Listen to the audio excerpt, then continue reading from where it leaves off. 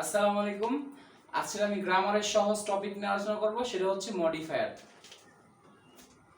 So modifier নিয়ে আলোচনা করার আগে আমি দুটো কথা বলবো। ফার্স্ট, মডিফায়ার কাকে বলে, পরীক্ষায় আসবে না।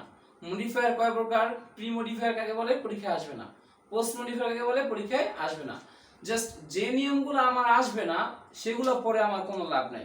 পরীক্ষায় যেভাবে আসবে জাস্ট সিম্পল ওয়েতে আমি শিখাবো।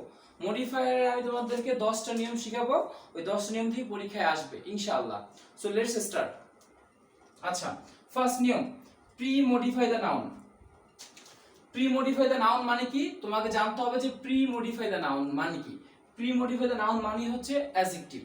তোমার যদি কোনো বক্সে দেওয়া থাকে প্রি মডিফাই দ্য নাউন লিখো, তাহলে তুমি একটা যে শূন্যস্থানে জাস্ট একটা অ্যাডজেক্টিভ বসাবা। কি বসাবা? অ্যাডজেক্টিভ। কয়েকটা এক্সাম্পল দেওয়া হয়েছে, বিউটিফুল, ওয়ান্ডারফুল, ফেমাস, গ্রেটফুল, এগুলো হচ্ছে সচরাচর অ্যাডজেক্টিভ। আচ্ছা, example, Kazi Nazrul Islam was a dash point. আমাদের কাজী নজরুল ইসলাম ছিলেন কি পয়েন্ট। এখানে তুমি জাস্ট দিতে পারো ফেমাস পয়েন্ট হবে। ফেমাস না দিয়ে তুমি আরেকটু ভালো করে দিতে চাও তাহলে রেবেল পয়েন্ট, মানে সে কি কবি ছিল? একজন বিদ্রোহী কবি ছিল। প্রথম নিয়ম কিন্তু ক্লিয়ার। তোমাকে যদি প্রি মডিফাই দ্য নাউন বলে তাহলে তুমি এখানে একটা অ্যাডজেক্টিভ বসাবা। স্যার, অনেকে প্রশ্ন করতে পারো, এই যে আপনি দুই তিনটা অ্যাডজেক্টিভ লিখে দিয়েছেন, এই তিনটার কি যে কোনো একটা দিব? এই তিনটার যে কোনো একটা দিতে হবে এমন না। তোমার সেন্টেন্সের সাথে বা তোমার প্যাসেজের সাথে অর্থর মিল রেখে তুমি একটা অ্যাডজেক্টিভ বসাবা। ভাইয়া তুমি জাস্ট আগে নিয়মগুলো শিখো, তারপর আমি প্র্যাকটিসের ভিডিও দিব, জাস্ট প্র্যাকটিস করতে করতে ইনশাআল্লাহ মডিফাই আয়ত্ত আসবে। এবার সেকেন্ড নিয়ম শিখবো, প্রি মডিফাই দ্য নাউন। এই নিয়মটা আমাদের শেষ। আমি জাস্ট মুখে মুখে রিভিশন দিচ্ছি। প্রি মডিফাই দ্য নাউন মানে হচ্ছে অ্যাডজেক্টিভ। আচ্ছা, তোমার 2 নাম্বার নিয়মটা হচ্ছে present participle. Present participle, present participle. ভাইয়া দেখো তো, এখন তোমাকে আগে জানতে হবে যে প্রেজেন্ট পার্টিসিপলটা মানে কি। প্রেজেন্ট পার্টিসিপল মানে কি? আমি জানি তোমরা অনেকেই জানো, আবার অনেকেই জানো না। মনে রাখবা, প্রেজেন্ট পার্টিসিপল মানে হচ্ছে মেইন ভার্বের সাথে আইএনজি। দেখো, আমি গো, ওয়েন্ট, গন, এখানে এই যে একটা ভার্বের 3টা ফর্ম, ভার্বের 1 নাম্বার, ভার্বের 2 নাম্বার, ভার্বের 3 নাম্বার। প্রেজেন্ট পার্টিসিপল মানে হচ্ছে সব সময় এই যে মেইন ভার্ব, এই যে প্রথম যে ভার্বটা, ভার্বের যে বেস ফর্ম, এটার সাথে একটা আইএনজি বসাই দিবা। এটি হচ্ছে প্রেজেন্ট পার্টিসিপল। কয়েকটা আমি एग्जांपल দিয়ে দিচ্ছি প্রেজেন্ট পার্টিসিপলের কয়েকটা एग्जांपल আমি দিয়ে দিচ্ছি। সেটা হচ্ছে এই দেখো, যেমন হচ্ছে মনে করো গোয়িং, তারপর হচ্ছে ডুইং, তারপর হচ্ছে ইটিং, এগুলো হচ্ছে ড্রাইভিং। যত ভার্ব আছে পৃথিবীতে, যত ভার্ব আছে, ভার্বের প্রথমটার সাথে আইএনজি দিলি সেটা প্রেজেন্ট পার্টিসিপল হয়ে যায়। একটা एग्जांपल দিই, সেটা হচ্ছে পরীক্ষায় দেওয়া থাকতে পারে use a present participle. Use a present participle, present participle. এখানে পরীক্ষা দেওয়া থাকতে পারে যে মাই MBA I will get into a job. I will get into a job. হ্যাঁ, এটার অর্থ কি? এখানে কি বলছে সেটা হচ্ছে তোমাকে এই যে বক্সে, এখানে এই যে গ্যাপে, মানে একটা বক্সে দেওয়া আছে যে তোমার এই যে গ্যাপে তোমাকে ইউজ এ প্রেজেন্ট পার্টিসিপল, তোমাকে এটা প্রেজেন্ট পার্টিসিপল ইউজ করতে হবে। এখন প্রেজেন্ট পার্টিসিপল তুমি পৃথিবীতেও আমি বলছি যত ভার্ব আছে তার প্রথমটার সাথে আইএনজি দিলে প্রেজেন্ট পার্টিসিপল হয়ে যায়, বাট এখানে যে কোনো একটা দিলে হবে এমনটা না। আমি তোমাকে আগেই বলছি, তোমার কিন্তু পরীক্ষায় প্যাসেজ আকারে আসবে। ওই প্যাসেজের অর্থ অনুসারে যেটা বসে সেটা তুমি বসানোর চেষ্টা করবা। আর প্রথমত তুমি জাস্ট নিয়মগুলো শিখো, আস্তে আস্তে তুমি পারবে ইনশাআল্লাহ। তাহলে মাই এমবিএ, তাহলে এখানে কি বসাতে পারি?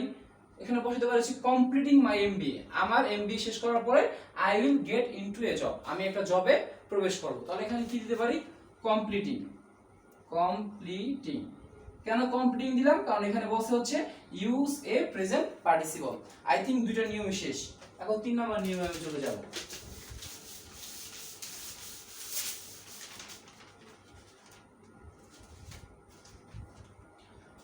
3 নম্বর নিয়মটা একদম সহজ, পাস্ট পার্টিসিপল। Past participle. এখন তোমাকে জানতে হবে প্রথমত ভাইয়া যে পাস্ট পার্টিসিপল মানে কি, এই দেখো একটা ভার্বের তিনটা ফর্ম দিলাম, গো, ওয়েন্ট, গন।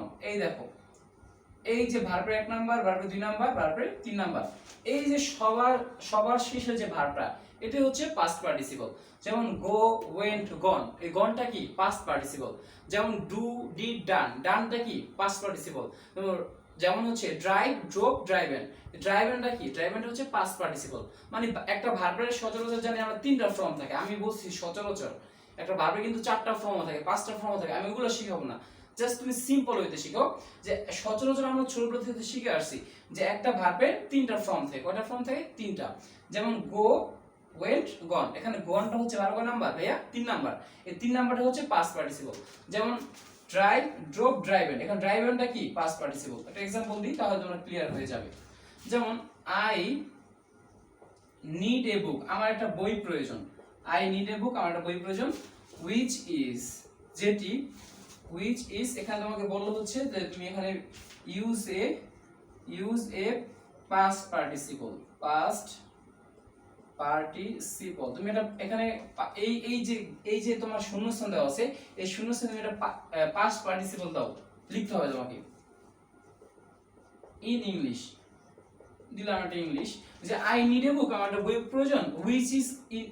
which is যেটি, ইন ইংলিশ, ইংলিশে লেখা। which is এখানে কি, এখানে আমি কি দিতে পারি एग्जांपल, এখানে আমি এই যে শূন্যস্থানে কি লিখতে পারি, যে আই নিড এ বুক, আমার একটা বই প্রয়োজন, which is written যেটি লেখা ইন ইংলিশ, ইংলিশে।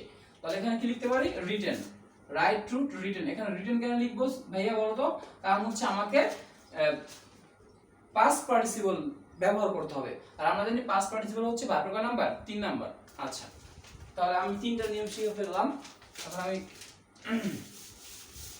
4 নাম্বার নিয়মে চলে যাই। জাস্ট তোমরা সিম্পল ওয়েতে মডিফায়ার শিখবা। 4 নাম্বার রুলসে চলে যাই। 4 নাম্বার রুলস হচ্ছে ইউজ অ্যান আর্টিকেল। তুমি একটা আর্টিকেল ব্যবহার করো, আর্টিকেল একদম সিম্পল। আর্টিকেল তো তোমরা জানো যে আর্টিকেলের 3টা ফর্ম, হয় তুমি হয় এ বক্সে হয় এ ব্যবহার করা হবে, না এন ব্যবহার করা হবে, না দা ব্যবহার করা হবে। এটা एग्जांपल মনে করো এখানে বলা হচ্ছে ইউজ অ্যান আর্টিকেল, বলো ইউজ অ্যান আর্টিকেল। আর্টিকেল তুমি এখানে আর্টিকেল ব্যবহার করো, যে মনে করো একটা boy who get GPA 5 is my brother. যে ছেলেটা জিপিএ 5 সে হচ্ছে আমার ভাই লাগে, ইজ মাই ব্রাদার, সে আমার ভাই হয়। তাহলে এখানে তুমি কি বসাতে পারো আর্টিকেল হিসাবে? এ বসাবা, না এন বসাবা, না দা বসাবা। যারা আর্টিকেল পারো, একদম সিম্পল আর্টিকেল যারা পারো, তারা অবশ্যই এখানে দা বসাবা। কারণ তোমরা জানো সাবজেক্টের পরে রিলেটিভ প্রোনাউন থাকলে, আর্টিকেল হিসাবে দা বসে। এগুলো হচ্ছে একদম বেসিক নিয়ম, এগুলো পড়ানোর কিছুই না। যারা আর্টিকেল পারো তারা এগুলো দিতে পারবা। এখানে কি বসবে? দা বসবে। হুম হচ্ছে এগুলো সচরাচর রিলেটিভ প্রোনাউন। এখানে সাবজেক্ট হচ্ছে বয়, বয়ের পরে রিলেটিভ প্রোনাউন হিসাবে হু রয়েছে। সাবজেক্টের পরে রিলেটিভ প্রোনাউন থাকলে আর্টিকেল হিসাবে দা বসে। সো তোমার যদি কখনো ইউজ অ্যান আর্টিকেল বলে, তাহলে তুমি নিয়ম অনুযায়ী এ বসাও, নাহলে এন বসাও, নাহলে দা বসাবা। তাহলে আমার 4টা নিয়ম শেষ। এখন আমি 5 নাম্বার নিয়মটা করাবো।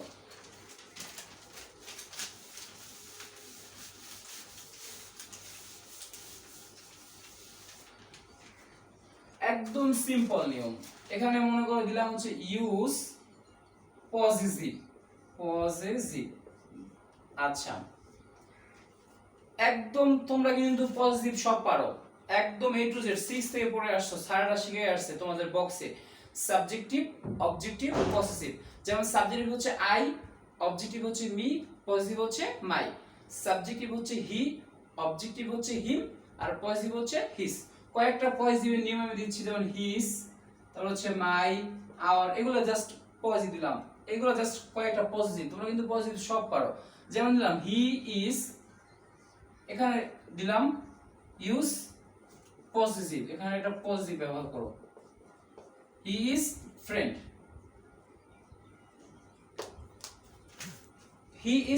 এখানে তুমি একটা পজিটিভ দাও তো। জাস্ট সিম্পল না, হি ইজ মাই ফ্রেন্ড, সে আমার বন্ধু। এখানে কেন মাই দিলাম?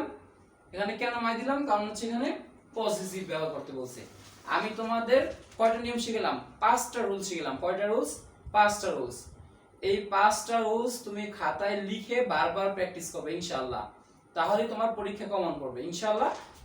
আজকের ভিডিওতে আমি 5টা রুল শিখালাম এবং নেক্সট ভিডিওতে 5টা রুল শিখাবো, মোট 10টা রুল শিখাবো এবং আমি প্র্যাকটিস করাবো। তাহলেই তুমি দেখবা বেস্ট ওয়েতে তুমি মডিফায়ার শিখতে পারবা। আজ এই পর্যন্তই। আসসালামু আলাইকুম।